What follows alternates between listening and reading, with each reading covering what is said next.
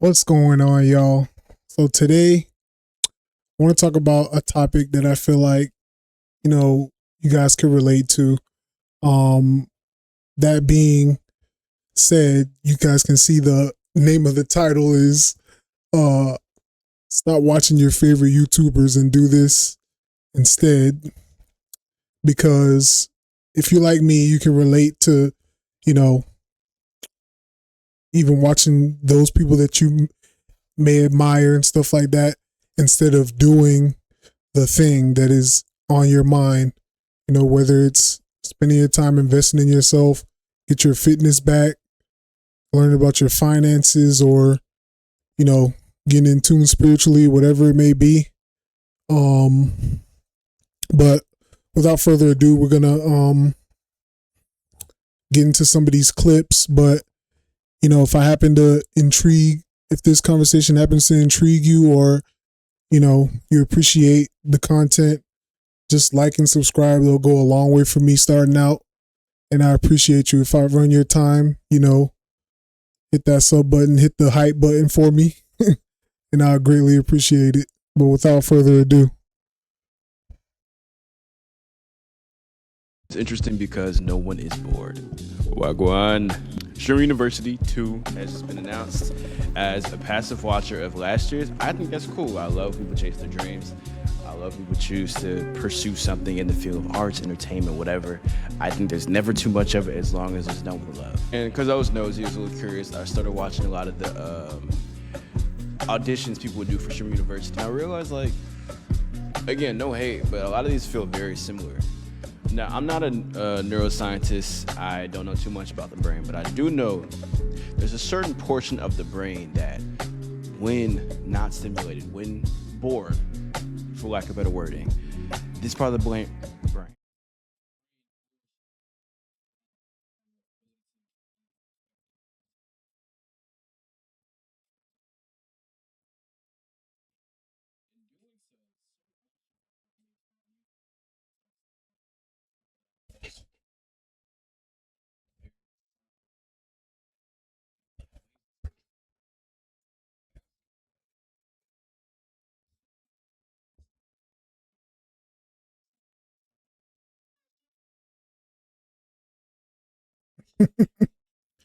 So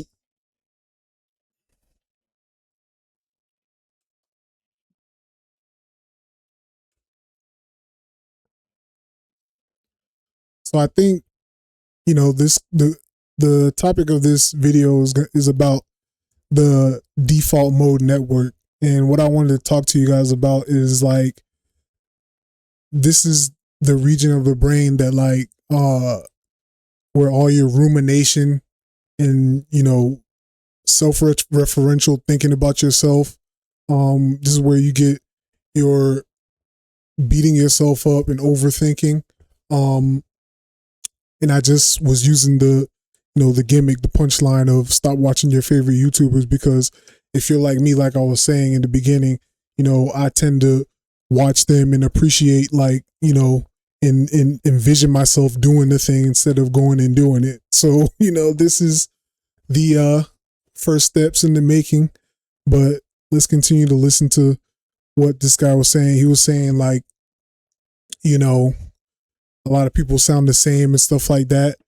And I'm guessing he's getting around to the fact where if you can reset the these regions in the brain, then you'll be able to creatively come up with your own problem solving or whatever, just creativity in general. And it'll get you out of reproducing, I guess, what other people have already done.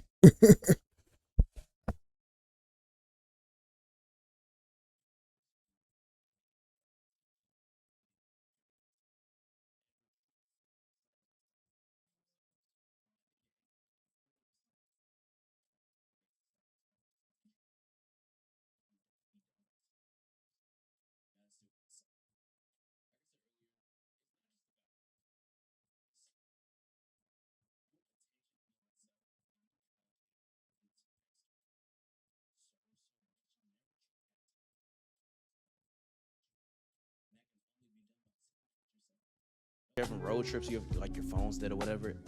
Those are the moments you really sit and just notice everything. You notice the small, intricate, beautiful parts of life, and those are things that you take with you. You don't find your favorite or ideal anything by being stimulated and seeing it online. You uncover that by living. You know what I'm saying? By living, by not having something stimulate you externally. You just see it for yourself. And then that, it kind of builds you. You know what I'm saying? That's how you build your taste. That's how you build what you like. It's everything. Doing their applications just seem like a lot of their content style, it feels like they watched it somewhere and that's what they do. It doesn't even feel like they really like what they're doing. It's just kind of doing it. And maybe it's to make money if that's the goal. If you want to get motion, that's cool, that's fine. But I feel like if you have the intention of creating, yeah, I agree with someone who puts what he's saying though. You got to be able to you gotta, reset and you sit with You yourself. gotta sit with nothing, with no distraction, with nothing stimulating you. Exactly. Just sit with the self, so you can like really. You can't be fly if you watching everybody else. You know what I'm saying? You got to be bored. You have to be bored to be interesting. You have to be bored. No one is interesting because no. Let's go through what they were saying in the comments. I don't know if you guys can see that, but oh, it looks like there's not too many comments. 2 comments, but I'm having trouble scrolling.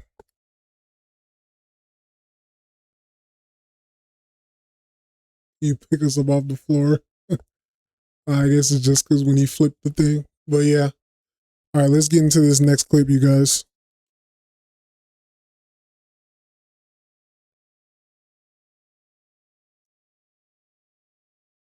And the default mode network in the brain is really what's at play here. So the default mode network is really appropriately named because it kind of helps to regulate and propel our default mode of behavior, right? So it's responsible for our default mode of being and doing. But it's also responsible for our sense of self and constructing the narrative or the story of our lives. And so if your sense of self doesn't match, if your identity doesn't match whatever it is that you're trying to do, then your default mode network is not really going to be helping you do the behaviors or take the action toward. So I don't know if you guys have heard, about this, what she's getting ready to get into about how you basically can't continue doing something that you don't already believe is within you. Basically, you need to shape and reshape your identity towards, that which you see yourself being. And so what is your identity? Simply just the story, the sum of the story that you tell yourself about yourself.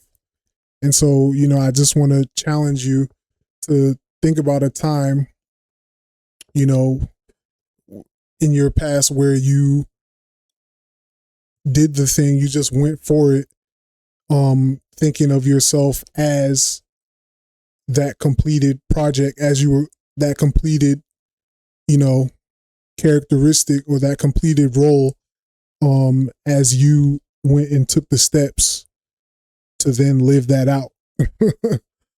For me, it was always,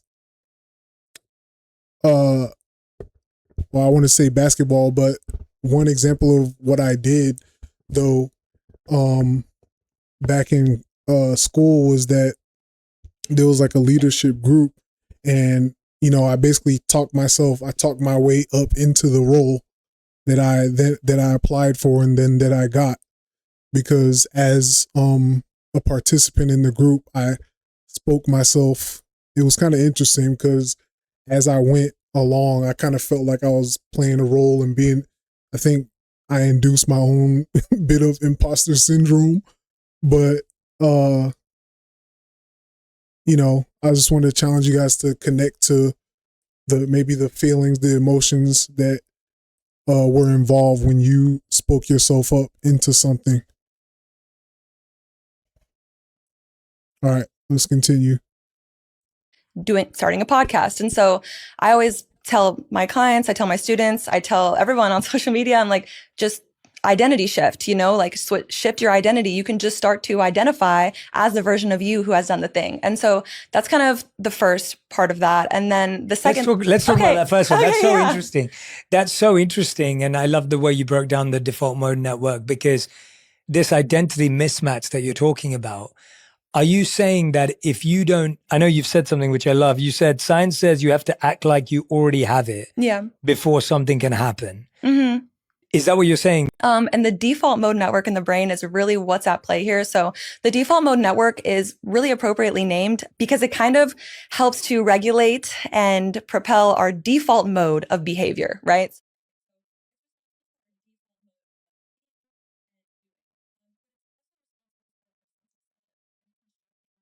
Okay. So it's time now, like if you're like me, to stop rehearsing the story about you being stuck. You know, I know you want sympathy, but you're gonna have to delay that sense of gratification that you get from someone understanding you, and you're gonna have to go for it. There's no replacement for doing the thing, you know.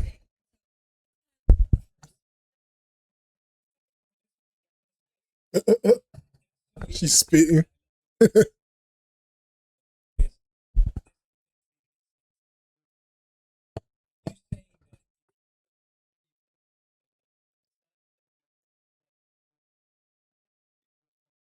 Oh, it was already done. Oh, oh, okay. That was a good loop because I didn't recognize that loop until late. But anyway, um, yeah, so if we're gonna talk about, like what the Bible says, whatever, as a man thinketh, so is he. And that thinketh meaning like a perpetual thought. So, of course, as we go along and we understand more, through science, whatever, neuroscience and things, we can put more words to basically what God already told us about ourselves. But yeah, let's see what else people have to say.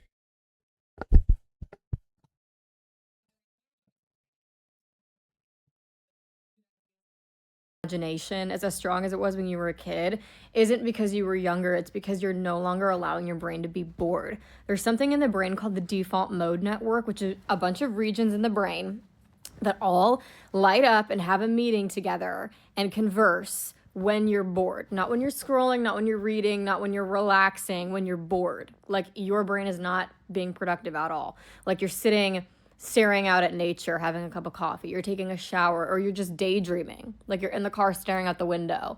Those kinds of moments, that's when the default mode network of the brain is activated. And it's a bunch of different regions of the brain. They all get together and have a meeting, and they put together all of these different neural connections. And, oh, well, 2 + 2 = 4. And, oh, well, what if we pulled this memory that she had from childhood and combine it with this thing that she learned this past week, and now we have this. And it's able to put all these things together and come up with amazing, creative, complex ideas. If you allow yourself to be bored, you will have the most creative ideas you've ever had in your life, and you'll start to feel more creative and imaginative again, but you'll also be happy. So another thing along the lines of what she was saying about being bored, I personally haven't tried this. I'm on my journey of detoxing these things. But I heard someone say, it was an Asian dude on YouTube. He said, I'm going to tell you this hack that I used to get laid. You won't believe it. And basically, long story short, he was telling you about how staring at a dot on the wall restored his masculinity. Which, obviously it seems far-fetched, and that's the shock value in the video. But it goes along with what she's saying. This, giving your brain time to rest and not be stimulated probably allows you to go forth with more vigor. Let's see. Fear, it's great for your mood. You forcing your brain to be productive all the time is not only killing your creativity, but it's killing your productivity. Because creative, yeah, you're coming up with ideas, but also problem solving, critical thinking. You're going to be able to see things in a different way from a different way. This is also so important for digesting information. I have a lot of people ask me, like, I forget everything that I learned. Well, maybe it's because you go learn something and then you immediately get back on your phone and start scrolling and introduce your brain to more and different stimulation, because you don't give your brain time to absorb or process or ponder or ruminate on any of the information that you've just fed it. Daydream about it. When you allow yourself to daydream, especially after you've learned something, you'll ask yourself questions like, well, what if I applied this concept to a toddler? Or what if I applied this concept in space? Or what if this was a children's story? Or how can I apply this to my own life? Or who does this remind me of? Or what does this situation remind me of? And that's how you actually learn things, is you absorb them and you contemplate them. And you, do you know what I'm trying to say? Like, you can morph it in your brain in a way that's going to make it stick. You can give it emotional resonance, which is going to activate the hippocampus, which is the center of your brain. So we've pretty much given ourselves absolutely no reason to ever be bored again, ever, to the point where you're at a red light and you're pulling out your phone. Allow yourself to just stare out the window. Allow yourself to be still and just stare at things and contemplate and daydream. And I think you'll probably start to feel more confident. I think honestly, that's how I've arrived to this point where, you know, if she's pointing to like clarity or like feeling like finding some sense of purpose, or maybe like feeling like you find what you should be doing next. I feel like practicing maybe, you know, a little bit of this helped me to identify that, you know, even making these videos was something that I needed to pursue, you know, to get out of fear and get out of all the things we said, the mental rumination, X, Y, and Z. But I think I got one more for y'all. That you are still creative and you are still smart and you are still all of those things, but you're frying your brain. So just let it be bored and let yourself daydream. So the reason why you're not as creative as you used to be and you're not able to... All right. This is the last one for you guys. I'm going to let you go. Appreciate you if you stuck this far. But let me know what you guys think. What activities kind of have you ruminating and in your head thinking about, you know, what you could be doing, what like would have, could have, should have, instead of doing the thing, taking the first step. Just relaxing is the opposite of rest for your brain if you're an overthinker or a ruminator, according to neuroscience. Your attention is just on your thoughts, but if your brain wants to actually let itself relax, you have to put its attention on an external object. That's why people love hobbies like cooking and playing games. So putting your attention on something that you like, but that's not too overstimulating, is literally like a massage for the brain. Just relaxing is the opposite of rest for your brain if you're an overthinker or a ruminator, according to neuroscience. Your attention is just on your thoughts, but if your brain wants to actually let itself relax, you have to put its attention on an external object. That's why people love hobbies like cooking and playing games. So putting your attention on something that you like, but that's not too overstimulating, is literally like a massage for the brain. Just relaxing is the opposite of rest for your brain if you're an overthinker or a getting late to the loops, but so yeah, like what I alluded to earlier, the guy said, what